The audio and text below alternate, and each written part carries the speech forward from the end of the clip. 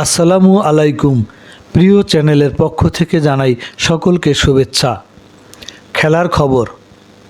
দিনাজপুরের পার্বতীপুরে মনমতপুর জামতলী যুব সংঘ ও এলাকাবাসী আয়োজিত মিজানুর রহমান সিয়াম গোল্ড কাপ টুর্নামেন্ট 2024 এর ফুটবল খেলা অনুষ্ঠিত হয় আজ 3 অক্টোবর মনমতপুর 1 নম্বর সরকারি প্রাথমিক বিদ্যালয় মাঠে।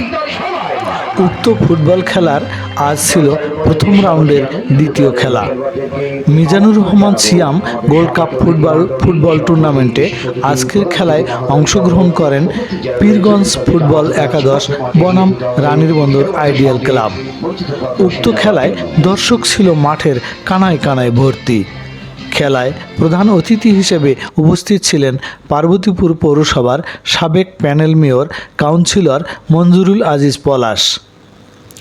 বিশেষ অতিথি হিসেবে উপস্থিত ছিলেন সাবেক দ্বিতীয় panel mayor councillor Jahangir Alam, পৌর যুবদলের আহ্বায়ক রবিউল ইসলাম বাবু সহ পার্বতীপুর প্রেস ক্লাবের সহসভাপতি সাংবাদিক মিজানুর রহমান, সাধারণ সম্পাদক সাংবাদিক শাহাজুল ইসলাম, সাংগঠনিক সম্পাদক হান্নান আশরাফি প্রিন্স, কার্যকরী সদস্য সাংবাদিক আব্দুল জলিল ও হেলাল।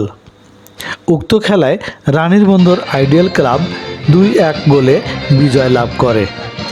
উক্ত খেলার পৃষ্ঠপোষক মিজানুর রহমান সিয়াম নিজেই মঞ্চে উপস্থিত থেকে খেলা পরিদর্শন করেন এবং খেলোয়াড়দেরকে উৎসাহ প্রদান করেন। ধন্যবাদ।